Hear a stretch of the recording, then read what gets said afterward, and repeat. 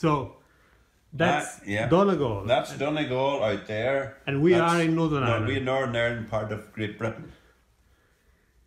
And so, can you explain us? Right. Yeah. My farm. My grandfather bought this farm in 1911, and at that time it was all part of the UK. And then in 1922, it became it was partitioned. One side went to what became the Republic of Ireland, and the other side stayed with Britain.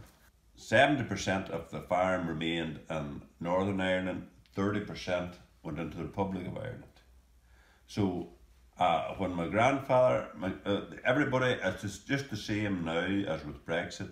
Nobody knew what was going to happen until the border actually came into place.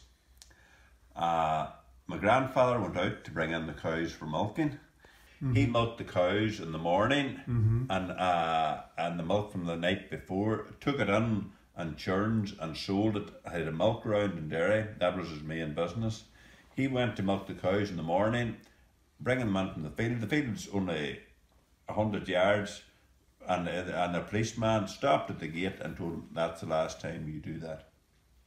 And that's when they realised what way the border is. Yes. And the memories I have of the border is, you come up that lane there, we could never turn left. You could walk across, but if you went across on a vehicle of any kind, tractor, even a bicycle, your vehicle would have been seized by the Republic of Ireland. And if somebody coming in from the Republic of Ireland went across that road, it would have been seized by the Northern Customs. Okay. Because the way it was, you went round by the official customs post and had to get a stamp, and you had to pay a minimal fee to get this stamp, and then when you came back again, you had to get another stamp. The only time it changed was when the Republic of Ireland and Britain went into Europe. Yes. And then the customs regulations came down, and then after the Good Friday Agreement, but that made no difference to the roads. The army checkpoints would have been in the main roads, but the minor roads were all open again. The checkpoints now come back again, they won't come back again. It's more paperwork, and they're different VAT rates, so you're moving, it's a paper exercise, you have to pay VAT, you have to do this. So it's a real, well, I would call it a hassle. I don't know what that means in Italy. It's clear. Yes. We'll translate that. And that's polite. That's been polite. I voted to stay in Europe because I knew what it was like when we were outside of Europe. Ireland is united, but we're united in Europe. At the end of the day, Europe will have an agreement with Britain, the UK, and Ireland will have a separate agreement with the UK. I think that's the way that they're going to resolve this.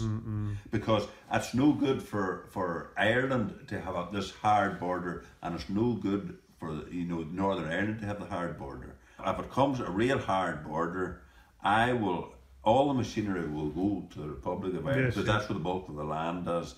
And I will reduce any work I need done here agricultural wise. I'll employ somebody to do it, and my son will farm in the Republic of Ireland, and I will gradually run down this place here, but I'll still live here.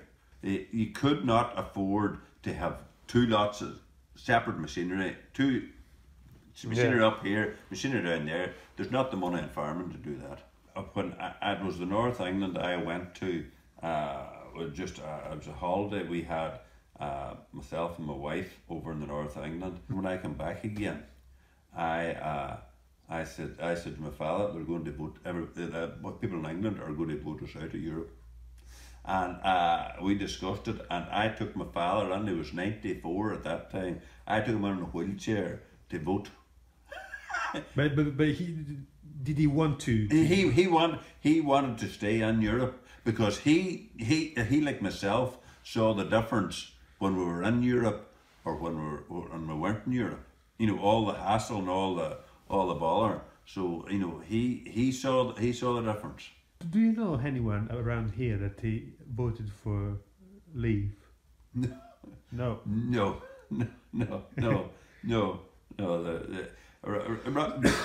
Because where we are along the border, there are not that many people live, but they all knew what it was like before and after, and then they did not want to leave. The biggest tragedy here was in the early 90s. There was a permanent checkpoint down there, and that was the end.